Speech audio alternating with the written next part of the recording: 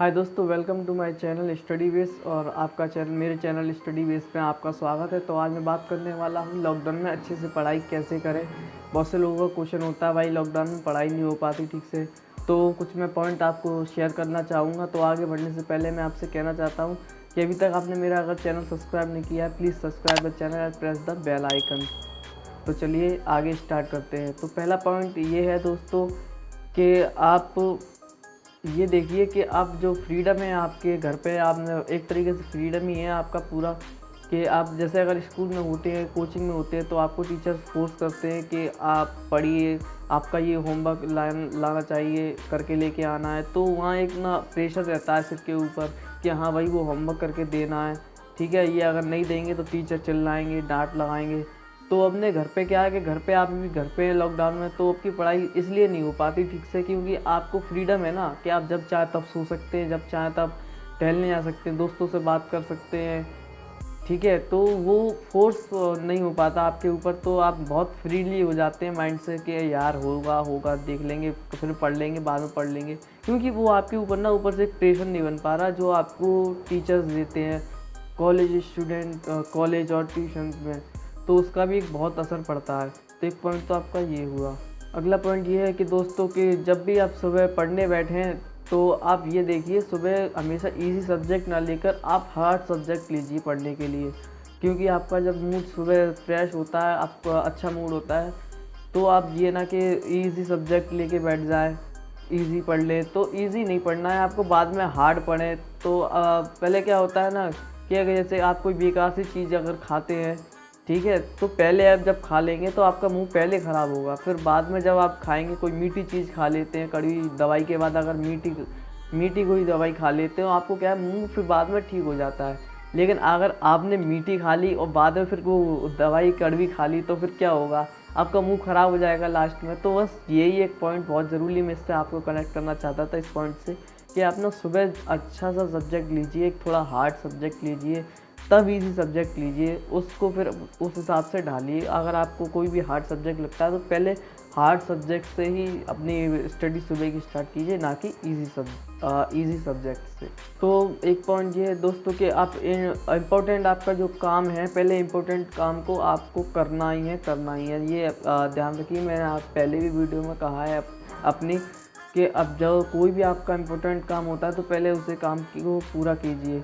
बाद में क्या होता है कि वो अर्जेंट काम में बदल जाता है। फिर क्या होता है कि आपने काम छोड़ दिया, वो अर्जेंट काम में वो कैसे बदलता है कि फिर क्या होता है ना, फिर जल्दी मस्ती कि यार कर लो यार, मैंने वो किया ही नहीं, मैंने बाद में टाल दिया था। लेकिन अब वो बाद में क्या होता है, वो बहुत ज़्यादा काम इकट्ठा हो जाता है और आपके पास उतना फिर टाइम भी नहीं रहता प्रिपरेशन करने के लिए। आपको लगता है कि भाई कि इतना सारा सिलेबस पढ़ा है और मैंने कर भी नहीं पाया, ऐसे कल करते करते और ये इतना सारा इकट्ठा हो गया। फिर आप क्या करेंगे, उस काम को बहुत जल्दी जल्दी तैयार करेंगे। फिर वो क्या होगा, वो आपके दिमाग में सेट नहीं हो पाएगा और वो पढ़ाई हो ही नहीं पाएगी उस हिसाब से। तो आप क्या कीजिए ना, पहले जो इम्पोर्टेंट काम है उसको आज पे करिए, ना कि कल पे टालेंगे। कल पे अगर टालेंगे तो आप ये अच्छे से बात जानते हैं कि कल कभी आती नहीं है। जो करना है सो आज कीजिए।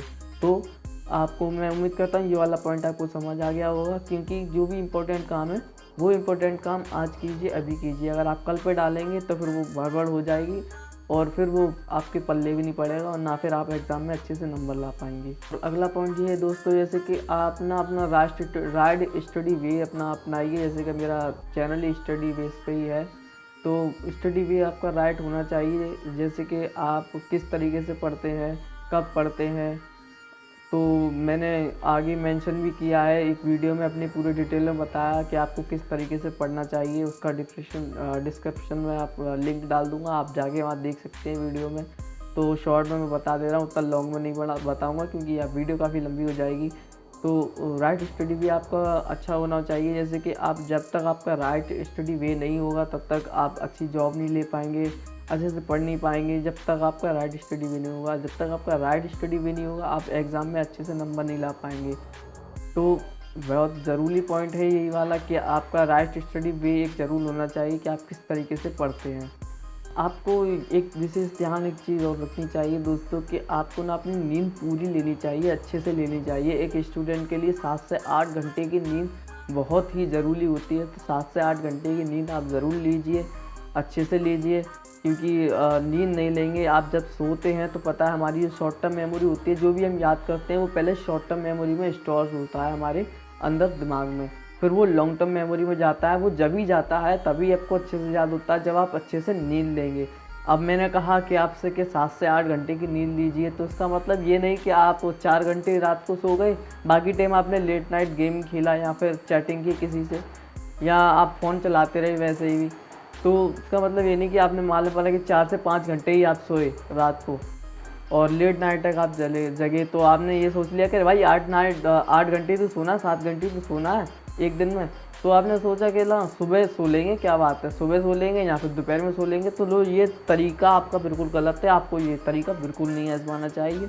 इस तरीके से आपको बिल्कुल भी नहीं करना चाहिए। आपको 8 घंटे या 7 घंटे की नींद लेनी चाहिए, और वो नींद आपकी रात की ही होनी चाहिए, ना कि आप दिन में कन्वर्ट करिए। तो विशेष ध्यान रखिए, ये आपकी स्टडी पे बहुत ही इफेक्ट पड़ता है। अगर आप चाहते हैं अच्छे से आपको अच्छे से लर्न हो, अच्छे से याद हो, तो आप अच्छी सी नींद भी लीजिए, वो आपके लिए बहुत ज़रूरी है। और मैंने एक वीडियो में एक अच्छा अपना पॉइंट दिया था उसमें कि आप खुद को ना एक वो इनाम दीजिए। जैसे आपको कोई भी गोल सेट कर लीजिए, जैसे कि कोई भी गोल है आपका, छोटा सा एक गोल बनाइए कि मुझे एक चैप्टर तैयार करना है या फिर आधा चैप्टर तैयार करना है या एक कोई टॉपिक तैयार करना है। तो उस टॉपिक तैयार करने के बाद आप खुद को अवार्ड दीजिए, रिवॉर्ड दीजिए, इस तरीके से कि आप म्यूज़िक सुनेंगे अच्छे से, उस अगर वो चैप्टर तैयार हो जाएगा तो, या फिर आप गाने सुनेंगे या फिर अपने दोस्तों से बात करेंगे। तो आपका जो पॉइंट तैयार होने के बाद आप खुद को ये रिवॉर्ड देना चालू कीजिए। इससे दोस्तों आपके दो फायदे होंगे। एक तो आपने जो गोल सेट कर रखा है वो तो आपका पूरा होगा ही, स्टडी भी तैयार होगी आपकी, जो पढ़ रहे हैं वो भी अच्छे से जाएगा, क्योंकि आपको लगेगा ना कि हाँ भाई मुझे ये चीज़ मिलने वाली। इसे तैयार करने के बाद तो आप वो और इंटरेस्ट लेके उस चीज़ को याद भी करेंगे। तो उससे दो फायदे होंगे ना आपके, फिर तो वो तैयार भी होगी चीज़, और आपके उसके बाद में आपने जो गोल सेट किया है कि वो गोल ही मिलेगा, और आपको जो भी म्यूज़िक वगैरह साथ में आपका एंटरटेनमेंट भी होता रहेगा। तो ये भी एक पॉइंट बहुत ज़रूरी होता है। मैंने अपनी पिछली वीडियो में भी बताया था इसी पॉइंट को। तो ये भी अपनी स्टडी बेस में अपने पढ़ाई की आदतों में इसको ऐड कीजिए, आपके लिए बहुत फ़ायदेमंद है। तो एक पॉइंट आपका ये आता है कि आप ना अपने आप को एक फ्यूचर में रखिए। जैसे कि आप जो भी बनना चाहते हैं, अगर आप डॉक्टर बनना चाहते हैं तो अपने आप को एक मेडिकल स्टूडेंट की तरह, अपने एक डॉक्टर की तरह अपने आप को लीजिए कि हाँ भाई मैं एक तरीके से डॉक्टर हूँ। मान लीजिए कि आप डॉक्टर बनना चाहते हो, कि आप ये बना के रखिए कि हाँ मैं एक डॉक्टर ही हूँ। तो उससे क्या होगा, आप जिस भी फील्ड में, जैसे आप डॉक्टर की फील्ड में अगर आप पढ़ाई कर रहे हैं, तो उसमें क्या होगा कि आप ये देखिए, आप एनालाइज़ कीजिए कि इस बीमारी के लिए आप किस तरीके का मेडिसिन काम आता है, उस मेडिसिन में किस तरीके से ये मेडिसिन बनाई जाती है। और जैसे कि अगर ये कोई बीमारी है या कैंसर है, किस तरीके से इलाज है, कैसे होगा। तो एक तरीके से डॉक्टर की तरह अपने आप को खुद को ट्रीट कीजिए कि आप किस तरीके से पढ़ते हैं, ये आपके लिए बहुत ज़रूरी है। तो वो पॉइंट आप देखिए कि डॉक्टर कैंसर का इलाज किस तरीके से करते हैं, उस तरीके उसको स्टडी में लीजिए और एनालाइज कीजिए उस बारे में। तो उस तरीके से पढ़िए, ये आपको बहुत फ़ायदेमंद करेगा। आप जो भी हो, डॉक्टर हो या इंजीनियर हो, खुद को इंजीनियर की एज इट इज़ लीजिए अपने आप को। तो देखिए इंजीनियरिंग में इंजीनियर्स क्या करते हैं, खुद को इंजीनियर समझिए कि हाँ भाई मैं इंजीनियर बन गया हूँ, उस तरीके से पढ़ाई कीजिए। तो ये आपको बहुत फ़ायदेमंद करेंगे। अगर दोस्तों, अगर आपको मेरी वीडियो अच्छी लगती है तो प्लीज़ एक लाइक कर देना और प्रेस द बेल आइकन, और सब्सक्राइब कर लेना प्लीज़, ठीक है। और अपना बहुत ख्याल रखिए। Take care, bye.